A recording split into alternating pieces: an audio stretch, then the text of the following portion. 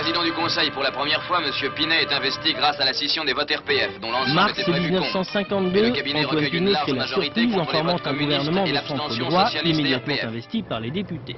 Il a 61 ans et quelques expériences ministérielles, sans être vraiment un homme politique de premier plan. Né en 1891, Antoine Pinet est d'abord un petit industriel de la Loire, dirigeant d'une tannerie installée à Saint-Chamond. C'est d'ailleurs ici que commence sa carrière politique. Maire en 1929, puis conseiller général et député. En 1940, il fait partie des 569 parlementaires qui votent les pleins pouvoirs au maréchal Pétain. Mais dès 1946, il retrouve son siège à l'Assemblée nationale. 1952, c'est donc la consécration. Président du Conseil, son programme repose avant tout sur la défense du franc, la rigueur et la lutte contre l'inflation. Symbole du ministère Pinet, un emprunt indexé sur l'or. Au total, un bilan mitigé sur le plan économique, mais une formidable popularité. Car malgré une carrière politique déjà longue, il apparaît comme un homme neuf.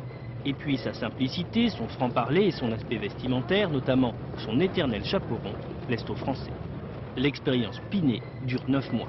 Mais en 1958, le général de Gaulle lui confie le ministère des Finances, à son actif la création du nouveau franc. Un jour, en sortant du métro, je prends mes journaux au kiosque à journaux qui était à côté de la station. Et il y avait là une petite fille qui devait avoir 6 ans, 7 ans, qui achetait Babar et Tintin. Et pour acheter Babar et Tintin, elle a sorti un billet de 10 000 francs.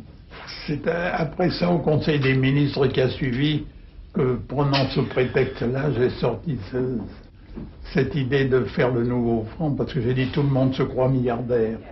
En 1960, il quitte le gouvernement et se retire définitivement dans la Loire. Alors, pour les hommes politiques de tous bords, il va devenir l'oracle que l'on consulte pour obtenir la recette de la confiance et de la popularité.